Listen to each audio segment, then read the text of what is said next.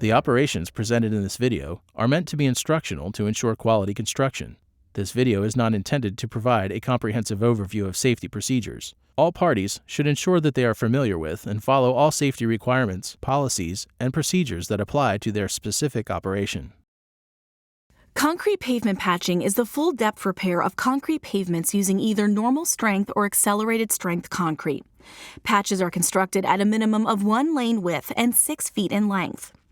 The applicable documents needed for concrete pavement patching are Section 516 of Publication 408, RC 26M of Publication 72, Approved Quality Control Plan, and Approved Concrete Mix Design.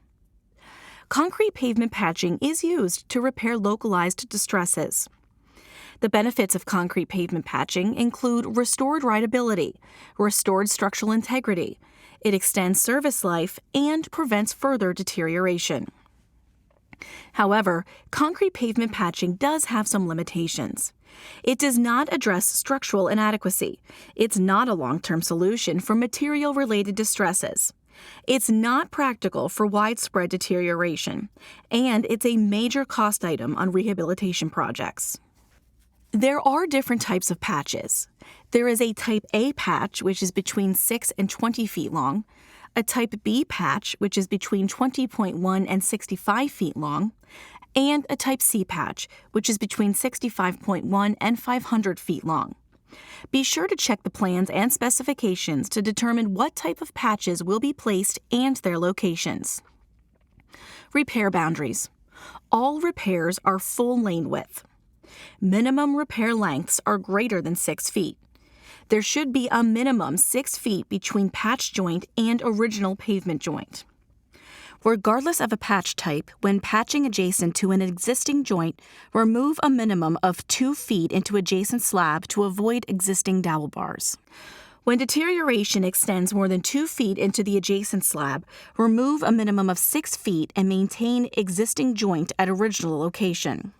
Pavement patch joints contain a minimum of 11 epoxy-coated dowel bars spaced at 12 inches. Pavements 10 inches or less require 1 1/4 inch diameter, and pavements greater than 10 inches require 1 1/2 diameter dowel bars. Concrete materials. Normal strength concrete is Class AA paving concrete. It has a 7-day minimum compressive strength 3,000 psi. A 28-day minimum compressive strength 3,750 psi, and is not placed if ambient air temperature falls below 40 degrees. Accelerated strength concrete is Class AA accelerated patching concrete. It is used in areas where return to service is important. It has a minimum compressive strength 1,200 psi at the time of opening to traffic. This is typically achieved in 4 to 7 hours. If 1,200 psi is not met at the time of opening to traffic, concrete is defective, which means remove and replace the concrete at no cost to the department. There is no other option. 28-day minimum compressive strength 3,750 psi is not placed if ambient air temperature falls below 45 degrees. Concrete procedure. We're going to start with concrete sawing. Full-depth saw cuts are performed at the perimeter of the patch using a diamond saw blade.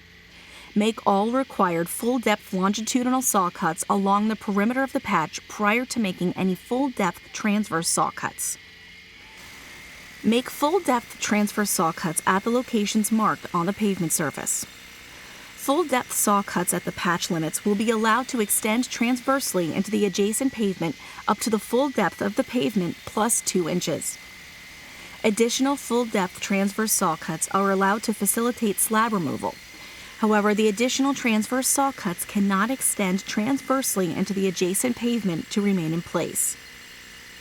It should be noted that after the existing pavement has been saw cut, do not allow traffic to drive on the patch areas for more than 72 hours. Concrete slab removal, the lift-out method. After saw cuts have been made, metal lift pins are hammered into drill holes in the distressed slab and hooked with chains to equipment capable of vertically lifting the distressed slab.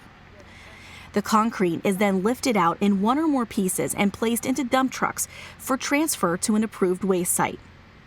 The lift-out method is preferred because it provides the least chance for damage to the adjacent pavement.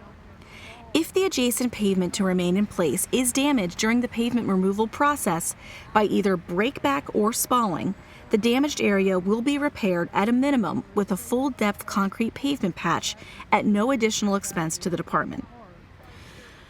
Safety is extremely important when using the lift-out method since this process requires the use of lifting pins and heavy lifting equipment. Workers need to stand clear of the slabs being lifted out and should never walk under a slab that is suspended in the air.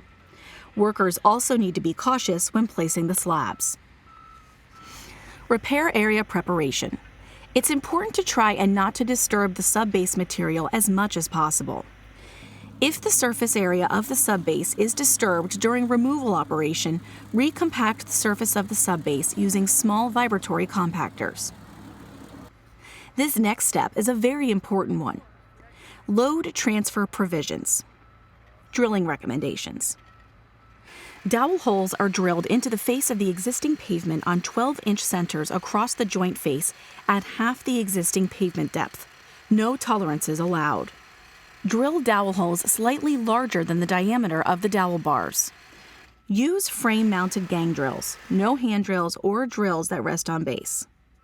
Hole location may be moved transversely by plus or minus 1 inch to avoid existing reinforcing steel. Dowel bar placement. Blow debris and dust from holes using compressed air. Place Bulletin 15 approved anchoring material in rear of dowel holes. Insert dowel into the hole and rotate 3 to 5 complete rotations to properly purge air voids and obtain uniform coating of anchoring material that should come to the front face of the patch joint. This is a very important step. Trowel any excess anchoring material flush with joint face. Install grout retention discs if desired. Remove grout retention rings prior to placing the concrete. Apply bond breaker to exposed dowel ends, making certain to apply a uniform coat with no clumping. New patch joint placement. Place Bulletin 15 approved dowel baskets at each transverse joint in the existing concrete pavement as shown in RC 26M.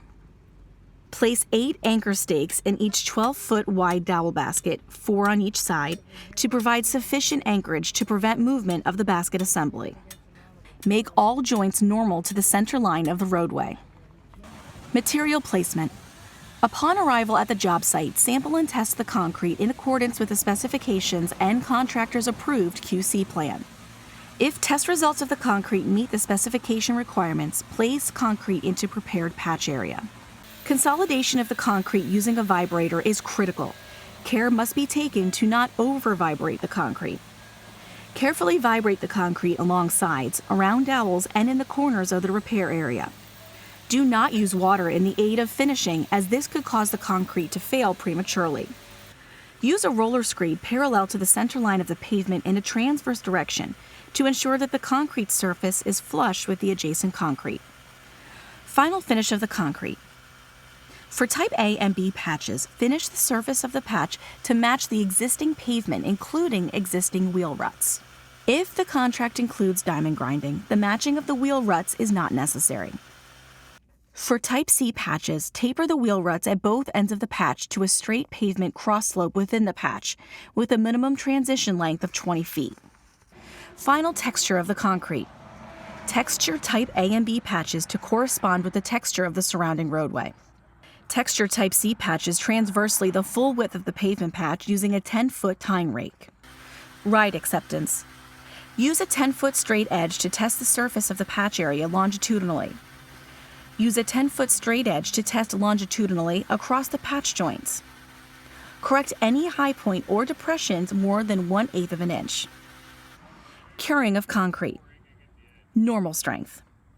Apply cure immediately after the completion of the finishing operation. Apply either wet burlap or white pigmented spray cure at a rate of 150 square feet per gallon. Accelerated strength. Apply white pigmented spray cure at a rate of 150 square feet per gallon. Cover the patch area with heated mats or insulated mats if the ambient air temperature drops below 80 degrees during the curing period. Monitor the cure every hour to assure that there is not a temperature change. Opening to traffic. Normal strength. Open to traffic once the concrete has attained a minimum compressive strength of 3,000 psi. Accelerated strength. Obtain samples for every 100 cubic yards of fraction thereof from the day's placement and from the last mixer load of the day. Perform compressive strength testing at the time of opening to traffic, but no more than 7 hours after the test specimens were molded. Concrete that has not attained a minimum compressive strength of 1,200 psi at the time of opening to traffic is considered defective.